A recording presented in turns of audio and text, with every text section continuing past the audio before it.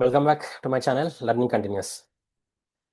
So re-evaluation అనే ప్రక్రియ అంత ఈజీ కాదు అని పొద్దున్న చెప్పాను నేను. అంత ఈజీ కాదు, అనుకున్నంత ఈజీ కాదు. ఎందుకు అంటున్నా అంటే ఈ వీడియో ఓన్లీ రీఎవాల్యుయేషన్ గురించే మాట్లాడదాం. అంటే నా థాట్స్ చెప్తా ఎందుకు అంత ఈజీ కాదు. జడ్జి గారు ఏమన్నారు? రీఎవాల్యుయేషన్ విత్ మోడరేషన్ అన్నారు. With moderation. మోడరేషన్ ఇది ప్యూర్లీ టెక్నికల్ వర్డ్ అండి. మోడరేషన్ ఇది ప్యూర్లీ టెక్నికల్ వర్డ్. అంటే యాక్చువల్గా మోడరేషన్ అంటే ఏంటి అంటే ఒక పేపర్ని ఇద్దరు దిద్దినప్పుడు ఒక అతనేమో చాలా లిబరల్గా మార్క్స్ వేసాడు అనుకుందాం. ఓ లెట్సే ఒక పేపర్లో ఒక అతనికి 70 వేసాడు. ఎవాల్యుయేటర్ ఏ. ఇంకొక ఎవాల్యుయేటర్ చాలా స్ట్రిక్ట్, ఆయన 30 వేసాడు. మొదటి అతను 70 వేసాడు, రెండో అతను 30 వేసాడు. ఇప్పుడు మనం ఆలోచిస్తే ఎంత ఉండాలండి కరెక్ట్గా? మోడరేటెడ్ ఎంత ఎంత ఉండాలి? ఇద్దరిని కలుపుకుంటే 100, 100/2, 50. సో 50 మార్క్స్ ఫస్ట్ అతను వేసి 50 మార్క్స్ సెకండ్ అతను వేసి ఉంటే మనము హ్యాపీగా ఫీల్ అయ్యేవాళ్ళం. పోన్లే ఇద్దరు 50. So this is called moderation. నేను ఒక చిన్న ఎగ్జాంపుల్ ద్వారా చెప్పాను. కానీ ప్రతిసారి ఇంత ఈజీగా నెంబర్స్ ఉంటాయా? ఉండవు. Point number 1. పాయింట్ నెంబర్ 2 ఏంటిదంటే English papers versus Telugu papers correction చేసినప్పుడు మోడరేషన్ అంత ఈజీ కాదు. ఎందుకు అంటే వెరీ సింపుల్ రీజన్ ఏంటంటే ఇంగ్లీష్కి బయట కాంటెంట్ ఎక్కువ దొరుకుతుంది, సబ్జెక్ట్ ఎక్కువ ఉంది, అండ్ తెలుగుకి కాంటెంట్ తక్కువ ఉంది. మనకి దానికి దానికి తగ్గట్టుగా ఎవాల్యుయేటర్స్ లేరు, అది ఇది అని చాలా నడుస్తున్నాయి కదా. యాక్చువల్గా ఇంగ్లీష్ వాళ్ళకి ఎక్కువ మీరు పార్షాలిటీ చూపించారు, తెలుగు వాళ్ళకి పార్షాలిటీ లేదు, మా తెలుగు వాళ్ళని దూరం చేశారు, ఇట్లా ఉన్నాయి. ఇట్లయితే ఉన్నాయి కదా, ఈ ప్రాబ్లమ్స్ అయితే ఉన్నాయి. సో మరి ఇట్లాంటి సిచ్యువేషన్ వచ్చినప్పుడు ఈ ఇంగ్లీషు మీడియంకి తెలుగు మీడియంకి మోడరేషన్ ఎట్లా? కొలమానం ఏంటిది? ఇంతకుముందు అంటే 70కి 30కి సింపుల్గా చెప్పేసిన అది అది ప్లస్ ఇది డివైడెడ్ బై 2 చేస్తే ఒక మోడరేటెడ్ వాల్యూ వచ్చింది. యాక్చువల్గా మోడరేటెడ్ వాల్యూ అంత ఈజీగా ఉండదు. దాంట్లో మనము మ్యాథమెటిక్స్లో చదువుకున్నట్టు స్టాటిస్టిక్స్ ద్వారా మీన్ ఉంటుంది, స్టాండర్డ్ డీవియేషన్ ఉంటుంది. ఆ రెండింటిని క్యాలిక్యులేట్ చేస్తారు. మీన్ స్టాండర్డ్ డీవియేషన్ క్యాలిక్యులేట్ చేసి ఫస్ట్ ఎవాల్యుయేటర్ చేసిన దానికి మీన్ ఎస్డి స్టాండర్డ్ డీవియేషన్ తీస్తారు. సెకండ్ ఎవాల్యుయేషన్ చేసిన దానికి మీన్ స్టాండర్డ్ డీవియేషన్ చేస్తారు. ఇట్లా ఒక ఫార్ములా ఉంటుంది. సో నెంబర్స్ పరంగా ఓకే అండి, when the whole subject is in only English కానీ తెలుగు కానీ ఉంటే ఇది ఇలా చేయొచ్చు. కానీ the problem is in the problem is between the subject. ఇప్పుడు తెలుగు మీడియం ఇంగ్లీష్ మీడియం ఇప్పుడు ఎట్లా మోడరేట్ చేయాలి? This is the problem. దీనికి సొల్యూషన్ టీజీపీఎస్సీఏ చెప్పాలి first thing. And second thing, material కూడా సరిగా లేదు. ఇంగ్లీష్ మీడియం వాళ్ళకి మోర్ మెటీరియల్ ఉంది, తెలుగు మీడియం వాళ్ళకి మెటీరియల్ లేదు. సరే ఇంక మధ్యలో ఉర్దూ మీడియం వాళ్ళు వచ్చారు, వాళ్ళు కూడా దూరుతారు. ఇప్పుడు ఏ విధంగా మోడరేట్ చేస్తావు? ఏ విధంగా మోడరేట్ చేస్తావు? ఈ 3 లాంగ్వేజెస్లో ఏ విధంగా మోడరేట్ చేస్తావు? ఇది పాయింట్ నెంబర్ 1. పాయింట్ నెంబర్ 2 ఏంటిదంటే మీరు రీఎవాల్యుయేషన్ చేసినప్పుడు టీజీపీఎస్సీ వాళ్ళే చెప్పారు, మేము ఫస్ట్ ఆ బుక్లెట్ మీద ఓఎంఆర్ షీట్ ఉంటుంది కదా, దాన్ని చింపేసి పక్కన పెట్టి ఎవాల్యుయేటర్కి అవి ఏమి కనబడవు, just he will do the marks, evaluation మాత్రమే చేస్తారు అని ఉంది.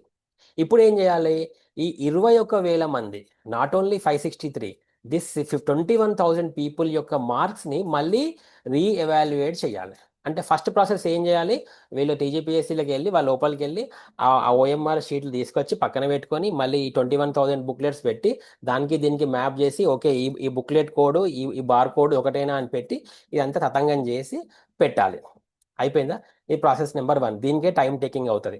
మళ్ళీ మరి దీంట్లో అన్ని పేపర్స్ ఉన్నాయా, చినిగిపోయినాయా, ఉన్నాయా, పోయినాయా అని ఇంకొక పాయింట్. సరే లెటస్ టేక్ ఎవ్రీథింగ్, మనం పాజిటివ్గానే అనుకుందాం.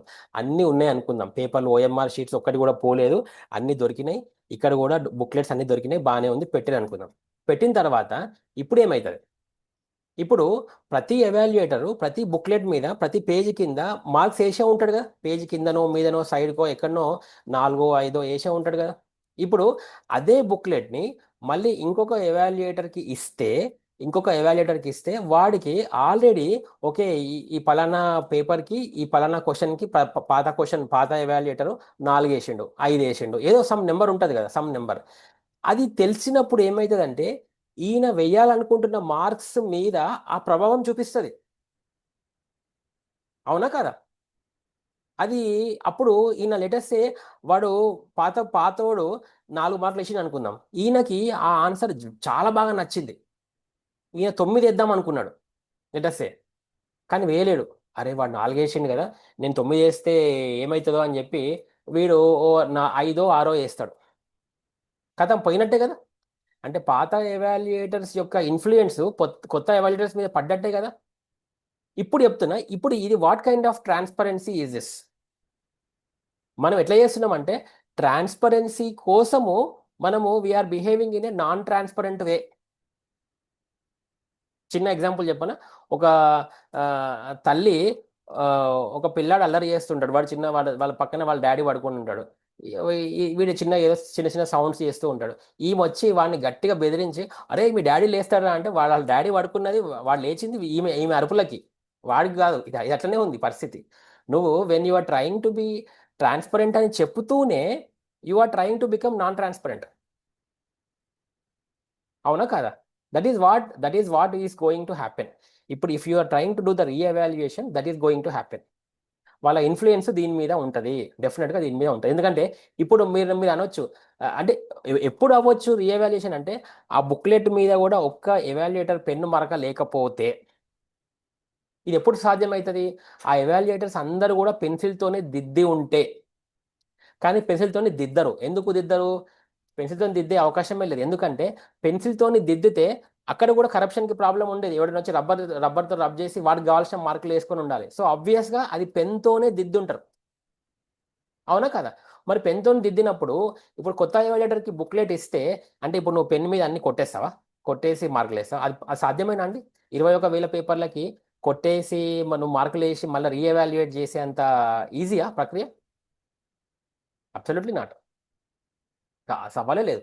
చూడండి టెక్నికల్గా నేను ఎన్ని టెక్నికల్గా ప్రాబ్లమ్స్ ఎట్లా కనబడుతున్నాయో నాకు కనబడుతున్నాయి. మరి మీకు కనబడుతున్నాయో నాకు తెలియదు, కానీ నాకైతే కనబడుతున్నాయి. ఇప్పుడు నేనే టీజీపీఎస్సీ అనుకోండి, నాకు ఈ ప్రాబ్లం ఇచ్చారనుకోండి, how to solve this problem. సరే let say for a sake of simplicity, నేను ఒక సేఫ్ ఆస్పిరెంట్ కాదు, నేనే టీజీపీఎస్సీ, నాకు ఈ ప్రాబ్లమ్ని హ్యాండిల్ చేయమని ఇస్తే నాకు కనబడే ప్రాబ్లమ్స్ ఇవి ఉన్నాయి. ఇప్పుడు నేను ఎట్లా హ్యాండిల్ చేయాలి? దీన్ని ట్రాన్స్పరెంట్గా తీసుకెళ్లాలంటే నేను ఎలా చేయగలుగుతా? సో బయాసుడు ఉండకూడదు కదా. ఇప్పుడు కొత్త ఎవాల్యుయేటర్స్ కూడా బయాసుడు ఉండకూడదు. పాయింట్ నెంబర్ 3 ఏంటిదంటే, ఇప్పుడు సరే లేటెస్ట్ టేక్ వీళ్ళు మళ్ళీ 560, ఇప్పుడు వీళ్ళకి వీళ్ళకి టూ టూ ఛాన్సెస్ కదా. 563 పీపుల్ అట్లనే వచ్చిరు అనుకుందాం బయటికి. 563 పీపుల్ అట్లనే వస్తే అది ఎంతవరకు కరెక్ట్? వచ్చే అవకాశం ఉంది. ఎందుకంటే టీజీపీఎస్సీ ఈగోకి తీసుకుంది కాబట్టి, లేదు లేదు 563లో ఒక్కడు కూడా జరగలేదు, మేము కరెక్ట్గా ఇచ్చినాము అని అంటే, అది నాకు అర్థం అవ్వట్లేదు. ఇక్కడ కోర్టు దాన్ని ఎట్లా తీసుకుంటుంది? అవకతవకలు జరిగినాయి అని చెప్పినాము, అన్ని చేసినాము, కానీ ఒక్క పర్సన్ కూడా మారకుండా వచ్చిండు అంటే దట్ ఈజ్ వేర్ మళ్ళీ పబ్లిక్ అర్థమైపోతుంది వీళ్ళు గట్టిగానే చేస్తున్నారు అని. ఇలాంటప్పుడు ఏం చేయాలంటే, నీకు రీఎవాల్యుయేషన్ కావాలంటే మళ్ళీ టీజీపీఎస్సీతో చేయించొద్దు. It has to be done through a third party. ఇప్పుడు మన అందరికీ మన మన పెద్ద ఆయన ఎవరు? యూపీఎస్సీ. టీజీపీఎస్సీ అంటది కదా, మనం యూపీఎస్సీని ఫాలో అవుతున్నాం. మరి ఇదే రీఎవాల్యుయేషన్ ప్రక్రియ యూపీఎస్సీతో చేయించండి. నేనే ముందరుంటా, నేనే వద్దంట. ఇన్ని రోజులు గొడవ పడ్డాం కదా రీమైన్స్ కోసము, నేనే ఇంకో వీడియో చేస్తా, అరే రీమైన్స్ వద్దురా బై, యూపీఎస్సీ రీఎవాల్యుయేట్ చేస్తుంది, ఎవరికి ఇస్తే వాళ్ళకి ఇచ్చింది. ఎందుకంటే మీకు మాకు కామన్ ఫ్రెండ్ అదే కదా, యూపీఎస్సీ కదా. యూపీఎస్సీతో చేయించండి. యూపీఎస్సీతో రివాల్యుయేట్ చేస్తే ఎవడు మాట్లాడు నాకు తెలిసి, వీఆర్ ఆల్ హ్యాపీ. అంతే కదా. మరి రివాల్యుయేట్ యూపీఎస్సీ, కానీ ఇక్కడ ఏమొస్తుంది? టీజీపీఎస్సీకి ఈగో అడ్డం వస్తుంది. యూపీఎస్సీతో చేసేంత సీన్ ఉందా అండి? ఇప్పుడు మనకి ఒంట్లో బాగాలేకపోతే ఒక డాక్టర్ దగ్గరికి వెళ్ళి ఒక ఒపీనియన్ తీసుకుంటాం. మళ్ళీ సెకండ్ ఒపీనియన్కి మళ్ళీ అదే డాక్టర్ దగ్గరికి వెళ్తామా, వేరే దగ్గరికి వెళ్తామా? టీజీపీఎస్సీ దగ్గర ఇప్పుడు ఏమంటుందంటే, ఇప్పుడు మన కోర్టు ఏమంటుందంటే, సెకండ్ ఒపీనియన్ కూడా సేమ్ డాక్టర్ దగ్గరికి పో అంటుంది. సెకండ్ ఒపీనియన్ కూడా సేమ్ డాక్టర్ దగ్గరికి వెళ్తే వాడు సేమే చెప్తాడు. మేబీ ఒక మందు మారుస్తాడేమో అటు ఇటు, కానీ అల్టిమేట్గా అదే చెప్తాడు కదా. నేనేమంటున్నా అంటే, సెకండ్ ఒపీనియన్ దగ్గరికి పోవాలన్నప్పుడు టీజీపీఎస్సీ దగ్గరికి వద్దు, యూపీఎస్సీ దగ్గరకు, లేకపోతే ఒరిస్సా బోర్డు దగ్గరకు, తమిళనాడు బోర్డు దగ్గరకు, వేరే వాళ్ళతో చేయించు కరెక్షన్. ట్రాన్స్పరెంట్గా చేయించు, యూపీఎస్సీ ఆధ్వర్యంలో చేయించు, అందరం హ్యాపీ. కానీ దానికి మీరు ఒప్పుకుంటారా అండి? మళ్ళీ మళ్ళీ టీజీపీఎస్సీ వెళ్ళి రీఎవాల్యుయేట్ చేస్తే అది అది అది పేరుకే ఒక టైం వేస్ట్ తప్ప, 8 నెలలు టైం వేస్ట్ తప్ప దానివల్ల పెద్ద ఆస్పిరెంట్స్కి నమ్మకం కలిగించేది ఏం లేదు. ఆస్పిరెంట్స్కి ఎటువంటి కొత్త నమ్మకం ఏం కలగదు గవర్నమెంట్ మీద కానీ టీజీపీఎస్సీ మీద కానీ. మళ్ళీ మీరే కదా చెప్తుంది, మళ్ళీ మీరే చెప్తున్నారు you are giving the second opinion. The same doctor is giving the second opinion. How is that valid? It is definitely not valid. ఈ పాయింట్. సరే చలో మళ్ళీ అనుకుందాం, మళ్ళీ వీలే చేసిరో లేకపోతే ఇంకొక బోర్డుతో చేయించారు అనుకుందాం. అప్పుడు లిస్ట్ మారింది అనుకుందాం. లిస్ట్ ఒక 60-70 మంది ఇటు నుంచి అటు అటు నుంచి ఇటు అయ్యారు అనుకుందాం. మరి అటు నుంచి ఇటు ఇటు నుంచి అటు అయినప్పుడు కొత్తగా వచ్చినోడు, లిస్టులోకి వచ్చినోడు హ్యాపీ, వాడు చంకలు గుద్దుకుంటూ తిరుగుతాడు. మరి లిస్టులో నుంచి బయటికి పోయినోడు వాడు ఊరుకుంటాడా? లిస్టులో నుంచి జెన్యూన్ క్యాండిడేట్ ఎవడన్నా బయటికి పోయిండు అనుకుందాం. జెన్యూన్ క్యాండిడేట్ వాడు ఊరుకుంటాడా? అరే ఇదేందండి, జెన్యున్గా నేను రాసిన ఎగ్జామ్ కండక్ట్ అన్ని కరెక్ట్ చేసి నేను ఇది చేస్తే నాకు నాకు ర్యాంక్ వచ్చింది, నాకు సీట్ వచ్చింది, నాకు దీన్ని బేస్ చేసుకొని నాకు ఇంట్లో పిల్లలు ఇస్తున్నారు, నేను అన్ని ఇల్లు కట్టుకుంటున్నా, నాకు ఇంకా ఏదో ఉన్నాయి. ఇప్పుడు మీరు సడన్గా నాకు ర్యాంక్ రాలేదు అంటే నాకు మానసిక వేదన, ట్రామా గీమా, నాకు డిప్రెషన్లో పోతున్నా అని వాడు వాడు అనే అవకాశం ఉంటుంది ఆబ్వియస్గా కదా. వాడు వాడు జెన్యున్ క్యాండిడేటే కదా. మరి వాడికి నష్టమే కదా, వాడు ఒక కేసు ఇస్తాడు. లెటర్స్ సే ఒక ఒక జెన్యున్ క్యాండిడేట్ కాదు, ఒక ఫేక్ క్యాండిడేట్ కాదు బయటికి పోయింది అనుకుందాం. వాడు ఏదో మతలబ్ చేసి టీజీపీఎస్సీకి వచ్చిందని మనం వింటున్నాం కదా ఆల్రెడీ. అట్లాంటి క్యాండిడేట్ పోయినాడు, మరి వాడు ఊరుకుంటాడా? వాడు కూడా ఊరుకోడు కదా. వాడేమంటాడు, జెన్యున్ క్యాండిడేట్ కంటే ఎక్కువ కొట్లాడతాడు వాడు. అరే అట్లెట్లా, నేను వానితో మాట్లాడినా వీనితో మాట్లాడినా నాకు జాబ్ వస్తా, నేను ఆల్రెడీ నేమ్ ప్లేట్ కూడా వేసుకొని మా ఇంటి ముందర పెట్టుకున్నా, మరి అని వాడు కొట్లాడతారు కదా. సో ఎవరికైనా నష్టమే.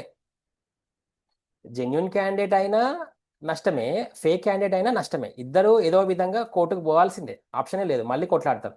సో ఇట్లా ఏమవుతుంది, వీడు అంటే వాడు, వాడంటే వీడు, కోర్టుకు పోవడము, మళ్ళీ టీజీపీసీ దానికి ఆన్సర్స్ చెప్పడము, మళ్ళీ దాంట్లో పారదర్శకత, ట్రాన్స్పరెన్సీ లేకపోవడము, సేమ్ బోర్డు రీఎవాల్యుయేట్ చేయడంలో మీనింగ్లెస్. నేను ఇదే అనాలజీ చెప్తున్నా. సేమ్ డాక్టర్ దగ్గర సెకండ్ ఒపీనియన్కి వెళ్తే వాడు అదే చెప్తాడు.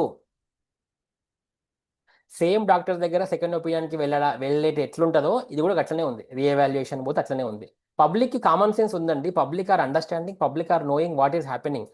వీఆర్ హ్యావింగ్, మాకు ఇన్ఫ్లుయెన్స్ లేదు, పొలిటికల్ ఇన్ఫ్లుయెన్స్ లేదు, డబ్బులు లేవు, కానీ బుర్ర ఉంది, దేవుడు బుర్ర ఇచ్చిండు కదా. ఆ బుర్రతో ఆలోచిస్తున్నాం. మేమేమి పొలిటీషియన్స్ని దూషిస్తలే, తిడతలేము, మేమేమి రోడ్ల మీదకి వచ్చి ధర్నాలు ఇవి చేయట్లేదు. బుర్రతో ఆలోచించి, ఒక కామన్ మ్యాన్ మాకు బుర్ర ఇచ్చింది కాబట్టి ఆ కామన్ మ్యాన్తో ఆలోచించి విశ్లేషిస్తున్నాం అంతే. వీఆర్ నాట్ డూయింగ్ ఎనీ సబటాజ్ చేయట్లేదు, ఒక పబ్లిక్ ప్రాపర్టీ డిస్ట్రక్ట్ చేయట్లేదు, పొలిటీషియన్స్ని బ్లేమ్ చేయట్లేదు, ఎవరి పేర్లు తీయట్లేదు. మేము ఏమంటున్నాం అంటే ఒక ప్రక్రియ కరెక్ట్గా లేదు అంటున్నాం. మా కామన్ సెన్స్కి చెప్తుంది ప్రక్రియ, అదే ఇది ఇది కరెక్ట్ కాదు అని చెప్తుంది. అదే మేము చెప్పాలనుకుంటున్నాం మీకు అంతే, టీజీపీఎస్సీకి అండ్ ఎస్పెషల్లీ గవర్నమెంట్ వాళ్ళకి. ఎవరైతే గవర్నమెంట్ వాళ్ళు ఈ వీడియో చూస్తున్నారో వాళ్ళు అర్థం చేసుకోవాలి. అరే సార్, మీరు మీరు ఇంత చేసి ఒక 4 సంవత్సరాలు, ఇప్పుడు ఒక ఫిబ్రవరి వస్తే 4 సంవత్సరాలు అవుతుంది నోటిఫికేషన్ ఇచ్చి, 2022 ఫిబ్రవరిలో ఇచ్చారు. 4 సంవత్సరాలలో ఇప్పటి వరకు నోటిఫికేషన్ రాలేదు. పక్క రాష్ట్రాలు ఏమో ఫటాఫట్ చేసేస్తున్నాయి. ఒక్క టీజీ మనం 2024 తర్వాత మనము తెచ్చుకొని, తెలంగాణ తెచ్చుకొని ఒక్క నోటిఫికేషన్ కూడా కండక్ట్ చేయకపోతే what is the ability, potential of Telangana state ఏందండి? అంటే ఈ గవర్నమెంట్ పాత గవర్నమెంట్ బ్లేమ్ చేస్తుంది, పాత గవర్నమెంట్ కొత్త గవర్నమెంట్ బ్లేమ్ చేస్తుంది. అల్టిమేట్గా ఎవడు నష్టపోతాడు? నేను మొన్న కూడా చెప్పిన పాత వీడియోలో, it is when the two elephants fight, it is the grass that gets stamped. రెండు రెండు ఏనుగుల గుంపు సమూహం కొట్లాడుకున్నప్పుడు గడ్డి పొరకలే కదా పోయేది. ఇక్కడ గడ్డి పొరకలు ఎవరండి? ఆస్పిరెంట్సే కదా. అదే ఇంత చిన్న లాజిక్ పట్టుకోకపోతే ఎట్లా అండి? పెట్టే 500 పోస్టులు తొక్కలో, 500 పోస్టులు ఎంత చిన్న చిన్న చిన్న పోస్టులు, కానీ దీనికి ఇంత ఇంత రాడదాంతనం ఏంది? ఇది కరెక్ట్ కాదా అంటే? ఇట్లా ఇట్లా అడగొద్దా అండి? ఇట్లా ఇట్లా అడిగితే తప్ప? అట్లా నేను ఇందాక చెప్పిన ఆ 2-3 పాయింట్స్ ఇదంతా కూడా వదిలేసి, ఇప్పుడు నేను ఏమంటా అంటే టీజీపీఎస్సీ వాళ్ళు కొంచెం కూడా వాళ్ళు ఈగోని పక్కన పెట్టి ఈ అమ్మ జరిగింది ఏదో జరిగిపోయింది, ఇక ఈ లాభం లేదు, పబ్లిక్లో అవేర్నెస్ వచ్చింది, సరే జరిగింది ఏదో జరిగింది, మేము మళ్ళీ రీమైన్స్ ఫ్రెష్గా కండక్ట్ చేసి సరిగ్గా పెడతాము అంటే అందరూ కూడా హ్యాపీ ఫీల్ అవుతారు. మేము కూడా అదే అడుగుతున్నాం కదా. ఇప్పుడు ఎందుకు ఈగోకి పోయి చేసేది ఏముందండి? టీజీపీఎస్సీ ఇప్పుడు టీజీపీఎస్సీకి పబ్లిక్కి ఈ వాట్ ఈస్ ద పాయింట్? మీరు మనం ఏమైనా చుట్టాలమా కొట్లాడుకోవడానికి? పోనీ పాలోలమా? ఈ ఎటువంటి వాట్ కైండ్ ఆఫ్ దుష్మని ఉంది మీకు మాకు? ఎవరికి లేదు. మీ పని మీది, మా పని మాది. మా పని ఏంటిది? చదువుకోవాలి, డిగ్రీ సంపాదించుకోవాలి, ఉద్యోగంకి క్రాక్ చేయాలి, మేము ఆ ట్యూషన్స్కి వెళ్ళాలి, క్రాక్ చేయాలి, జాబ్ కొట్టాలి. మీ డ్యూటీ ఏంటిది? మీకు రిక్రూట్మెంట్ బాడీ, రిక్రూట్ చేయండి, కరెక్ట్ క్యాండిడేట్స్ తీసుకోండి, ఫేక్ క్యాండిడేట్స్ని, చదవని క్యాండిడేట్లను వదిలేయండి, అంతే సింపుల్. మళ్ళీ మన మన అంతా కూడా ఎవరి కోసం చేస్తున్నామండి? మీకోసం చేస్తే, మా కోసం చేస్తాం, మన మన దేశం కోసం చేస్తున్నాం, అందరం పాటుపడేది దేశం కోసమే. మరి ఈ చిన్న లాజిక్ మిస్ అయితే ఆ, ఎట్లా? అదే కదా, ఇది ఆలోచించాలా టీజీపీఎస్సి. ఇప్పుడు ఏమంటుందంటే టీజీపీఎస్సి ఇదంతా కూడా ఇన్ని టెక్నికల్ ఇష్యూస్ ఇన్ని ఉన్నాయి.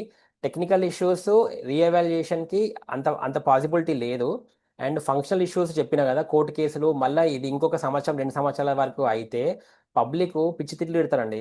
అంటే పబ్లికే కాదు, ఈ నేషనల్ లెవెల్లో కూడా ఒక స్టేటు ఒక చిన్న ఎగ్జామ్ కండక్ట్ చేయలేకపోతుంది అని అంటే it is a very great insult across the nation. When other states are able to do conduct the public service commissions in a very proper and valid manner, and despite we having a very good body like UPSC, why don't you take the help of UPSC? ఇట్లాంటి body ఉండి కూడా TGPSC ఇట్లా ఇట్లా తయారవుతుందంటే ప్రపంచ దేశవ్యాప్తంగా మీ పరువే పోతుంది, TGPSC పరువే పోతుంది. So TGPSC వాళ్ళు ఇప్పుడు పక్కన పెట్టి, సరే జరిగింది ఏదో జరిగిపోయింది, కోర్టే చెప్పింది కదా, హైకోర్టే చెప్పింది కదా, నేను చెప్పలేదు. హైకోర్టు ఏమన్నది? తప్పులు జరగడం మానవ సహజం. మరి ఇప్పుడు తప్పు జరిగింది, నేను చెప్పలేదు, హైకోర్టు సారీ సుప్రీంకోర్టు చెప్పింది. సుప్రీంకోర్టు చెప్పింది అన్నప్పుడు తప్పు జరిగిందని ఒప్పుకోండి, ఒప్పుకొని చక్కగా రీమైన్స్ కండక్ట్ చేయండి. మళ్ళీ రీఎవాల్యుయేషన్ పెట్టి 8 నెలలు, 8 నెలల్లో మీరు ఎట్లన్నా చెయ్యరు. 8 నెలలని మీరు మళ్ళీ ఇంకో 2 నెలలు ఎక్స్ట్రా టైం తీసుకొని దాన్ని మీరు 10 నెలలు చేస్తారో లేకపోతే 8 నెలలు చేస్తారు. కానీ 8 నెలలు also not a small time కదా. ఇప్పుడు పీపుల్ అశోక్ నగర్లో కాసు కూర్చున్నారు, చెంబు పట్టుకొని రెడీగా, నీళ్ళు పడి వర్షం వస్తుందేమో పట్టుకోపోదామని. మీరు ఇంకొక 8 నెలలు చేస్తారు. ఆ 8 నెలలు కాలే అనుకో, మళ్ళీ ఇంకో సంవత్సరం అవుతుందా? అంటే పిల్లల భవిష్యత్తు, వాళ్ళ వాళ్ళ డబ్బు, వాళ్ళ ఎనర్జీ, వాళ్ళ ఎఫర్ట్, వాళ్ళ శ్రమ, వీటికి ఏటికి విలువ లేదా అండి?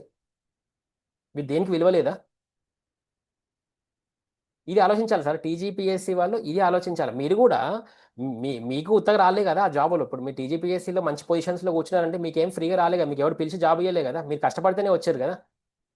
ఇప్పుడు ఎవరైతే పెద్ద పెద్ద పొజిషన్స్లో big top brass in TGPSC ఉంది కదా, top top guns and top brass in TGPSC, వాళ్ళందరూ ఉరికే రాలేదు, దే ఆర్ మహా మేధావులు. మరి మీకు ఉత్తగా వచ్చినాయండి జాబులు? మరి మీరు మీరు కష్టపడ్డ, మీకు కష్టపడ్డ విలువ మీకు తెలుసు కదా, మరి అదే విలువ పబ్లిక్ ఎందుకు మీరు మీరు ఇది చేయరండి? అసలు టీజీపీఎస్సీ రిక్రూట్మెంట్ ఆర్గనైజేషన్లో why is government involving? Government ఇన్వాల్వే కావద్దు కదా. మీ recruitment body, you are a constitutional body under the article 313 ఇంత ఉంది కదా మనకి దాంట్లో. ఆ ఆర్టికల్స్ ద్వారా మీరు మీరు అయి ఉన్నప్పుడు మీరు కాన్స్టిట్యూషనల్ బాడీ, అరే మా దాంట్లో ఎవరు ఏలు పెట్టకండి మేము చూసుకుంటామని మీరు వేయాల్సింది పోయి, వాళ్ళ ఇన్ఫ్లుయెన్స్ వీళ్ళ ఇన్ఫ్లుయెన్స్, వాళ్ళు చెప్పినట్టు వీళ్ళు చెప్పినట్టు, ఇది ఏందని నాకు అర్థం కాదు. దేశ ఒక ఒక జనరేషన్ నాశనం చేస్తున్నారు.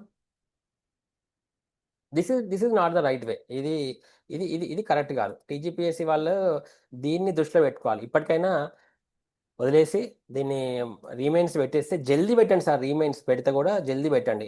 ఒక వాట్ ఎవర్ 3-4 మంత్స్ టైం పీరియడ్లో పెడితే ఈజీ అవుతుంది. మళ్ళీ దానికి ఇంకొక 1 ఇయర్ పెడితే మరి నెక్స్ట్ నోటిఫికేషన్ వచ్చేటోళ్ళు అందరు కూడా ఉన్నారు కదా. అట్లా అంటున్నా. సో ఇవన్నిటిని ఆలోచిస్తే నేను అందుకోసం అంటున్నా, re-evaluation is not a easy task. Re-evaluation అనేది అంత ఈజీగా అయ్యే ప్రక్రియ కాదు, దానిలో చాలా ఫిట్టింగ్స్ ఉన్నాయి అంటున్నా అనమాట. మరి మీకేమన్నా కొత్త పాయింట్లు తెలిస్తే మెన్షన్ చేయండి కింద. లెట్ సి ఇఫ్ ఐఎమ్, నేను ఎక్కడైనా డీవియేట్ అవుతున్నా, ఎక్కడైనా నేను కరెక్ట్గా ఆలోచించకపోయినా, let me know, I will correct myself అట్లా. థ్యాంక్ యూ వెరీ మచ్ అండి. దిస్ అయితే బొమ్మ సైనింగ్ ఆఫ్.